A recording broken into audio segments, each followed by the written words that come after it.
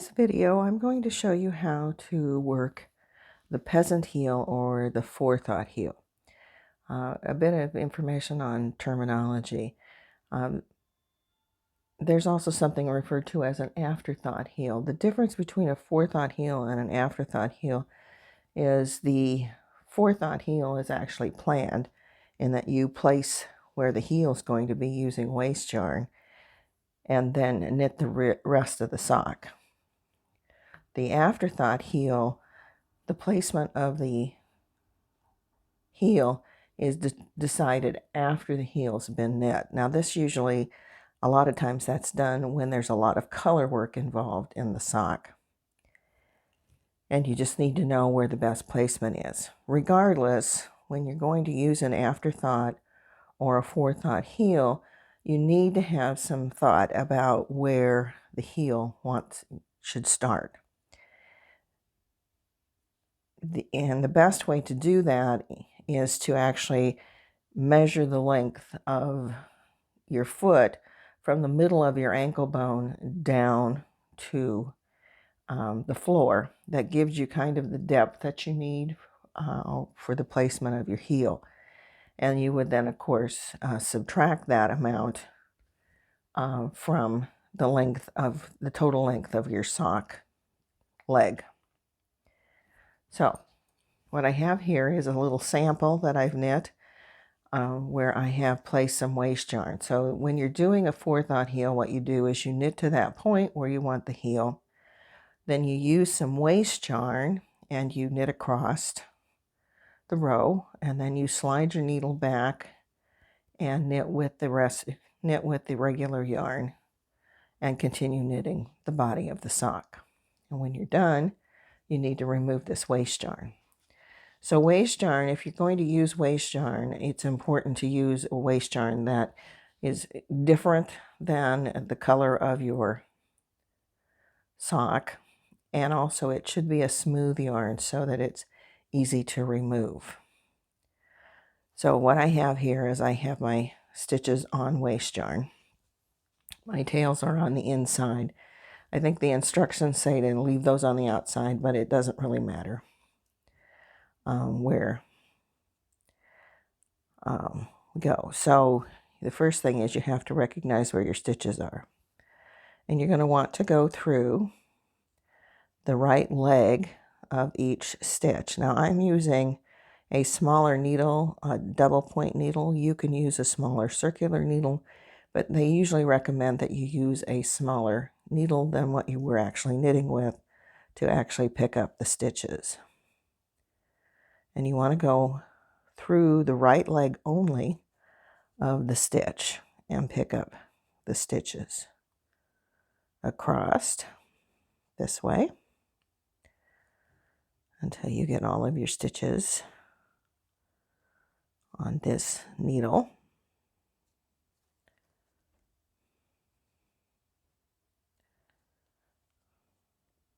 Like so. It's also helpful to have a fairly pointy, sharp point on your needle when you're doing this because it just makes it easier to get through the stitches. Try to make sure you avoid splitting your stitches as you do this, because that can cause issues when you're trying to remove the yarn.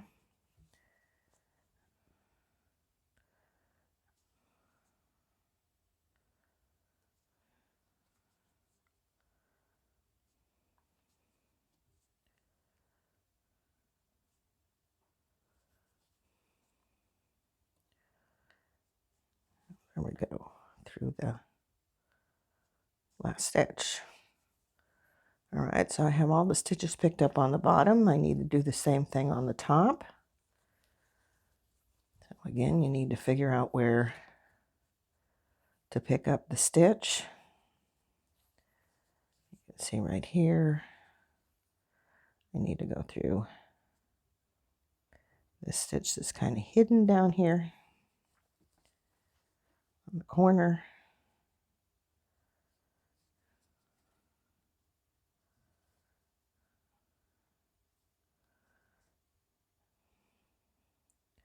Make sure you get the right leg on each stitch. Kind of follow down here.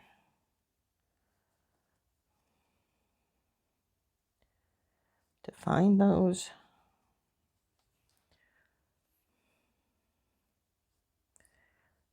There's my stitch. Whoops.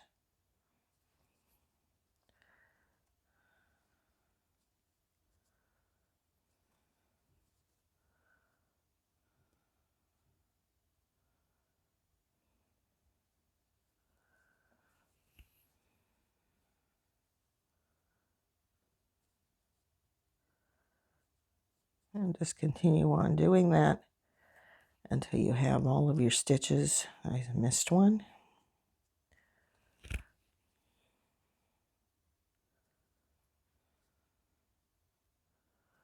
To the next one.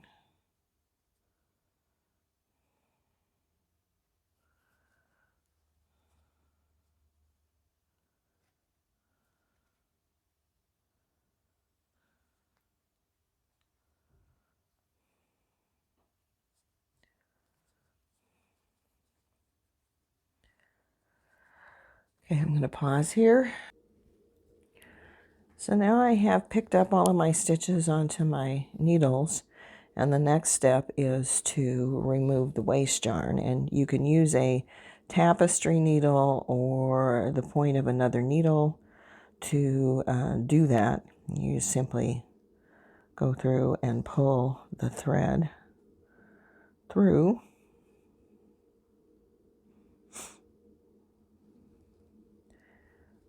This is why you need a, looks like I've got a split stitch here.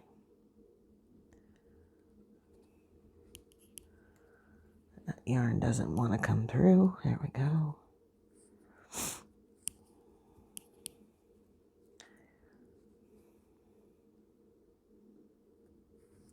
There we go. And you just simply remove the waste yarn.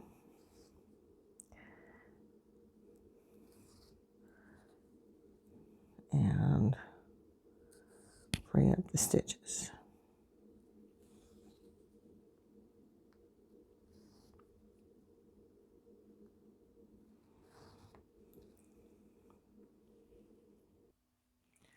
And so here we are. We have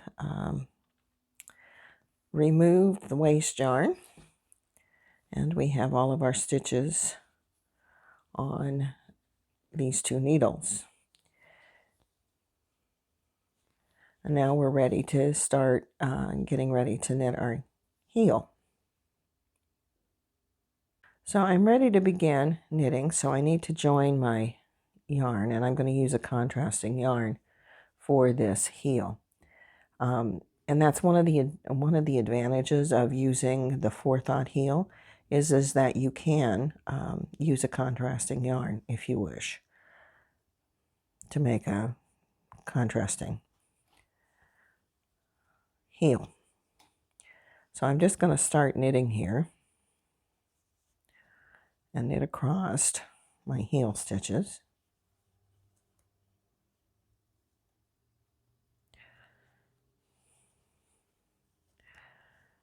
And you might have to watch as you do this to make sure that the stitches are in the right orientation.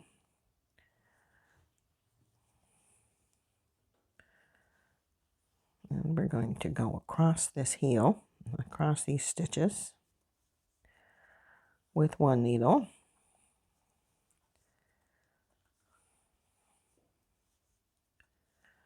You can do this with magic loop as well, where you would use just one needle, but I'm going to use two circulars for this demonstration.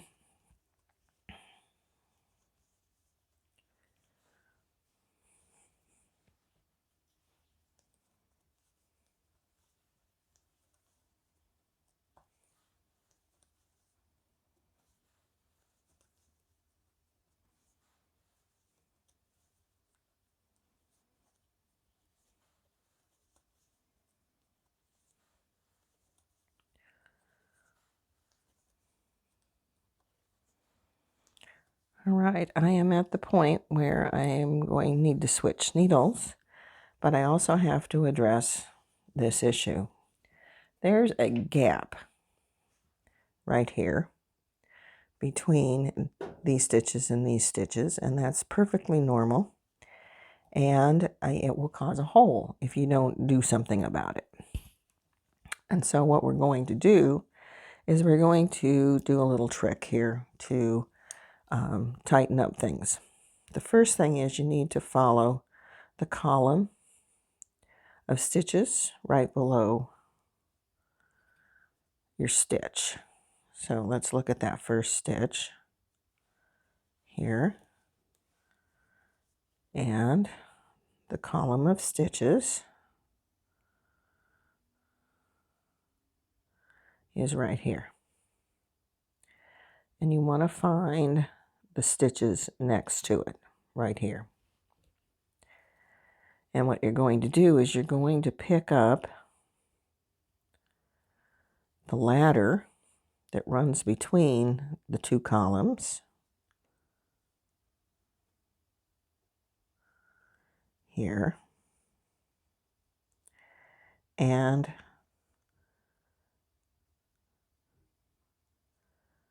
the stitch just below.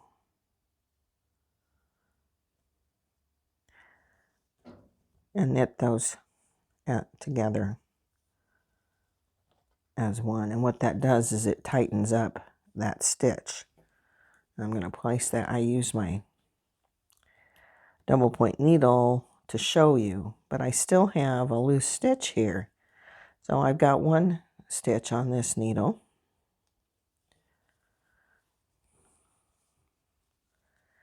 and I still have a loose stitch here, so I need to do the same thing on this side. And I'm going to use my second circular needle here. I'm going to find the column here and the ladder, and I'm going to go through this stitch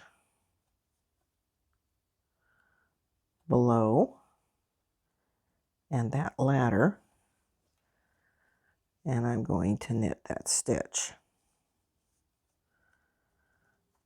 and then I'm going to knit across, and that will tighten up that gap. Now it adds an additional stitch, and we'll have to talk about that when we get done. So I'm going to knit over to the other side, and I'm going to pause until I do. So I've knit all the way across to my other side, and I have the same issue on this edge that I had on the first edge, and that is that I'm going to have a gap here, and we address it the same way as we did on the first side, and that we follow the column of stitches down, and we find the ladder going to the column next to it, and we're going to pick up this stitch and this ladder and knit through it and tighten it. Okay, and then I'm going to move that back up onto this needle. All right, and I'm going to do the same thing over here. Get my needles straightened around here. I'm going to find that column of stitches and the ladder that goes between.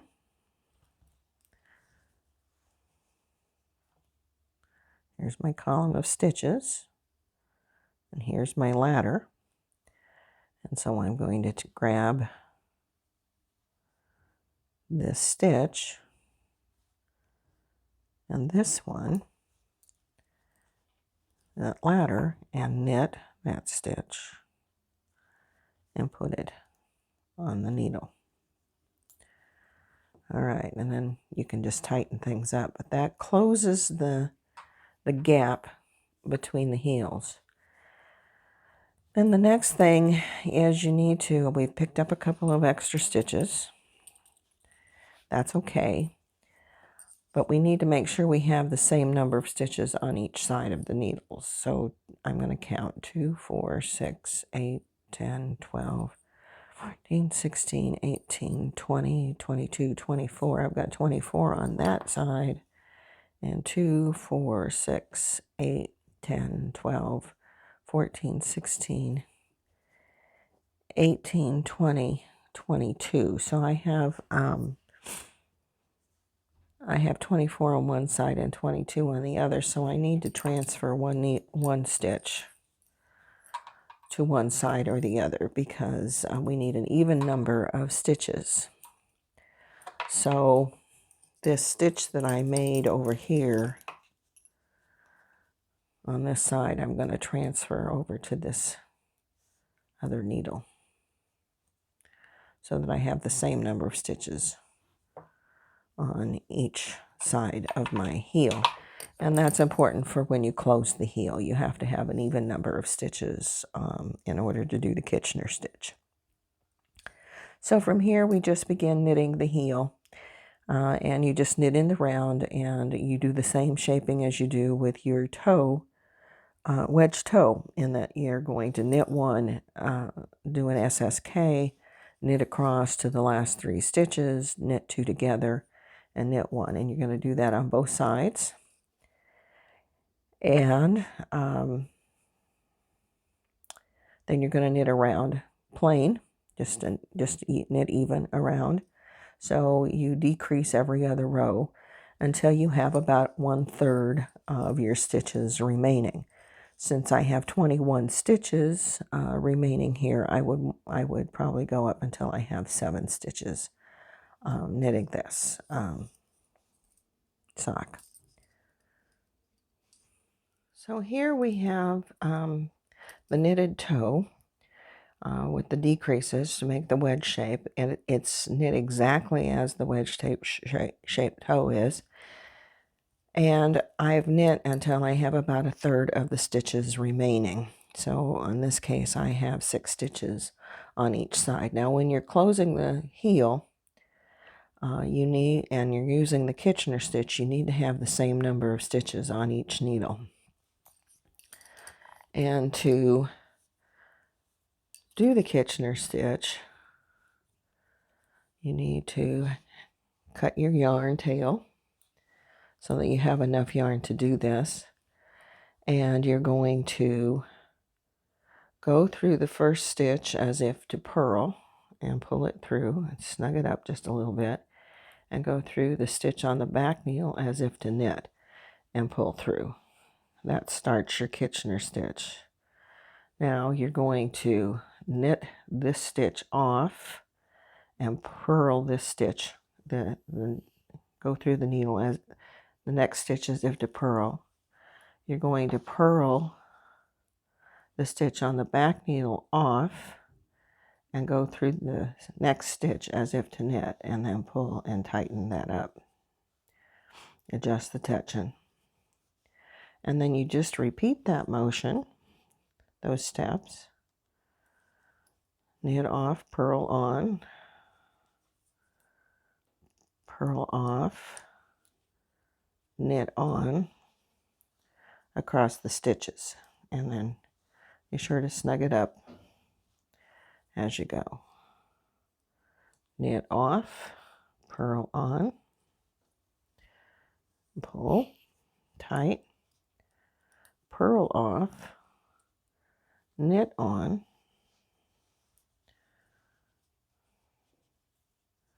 you can adjust your tension as you go. You don't want to get it too tight, but you don't want to get it too loose either. Knit off, purl on,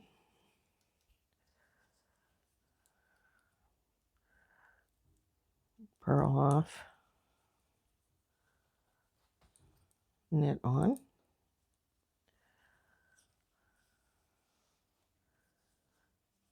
okay, knit off, purl on, purl off, knit on, and now all you have to do is just simply let go of these 2 stitches, pull them into place,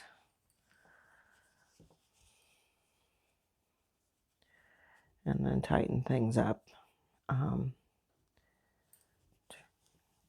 Adjust the tension a little bit, and then you're going to want to take this yarn through to the inside to weave it in. And there you have your completed heel.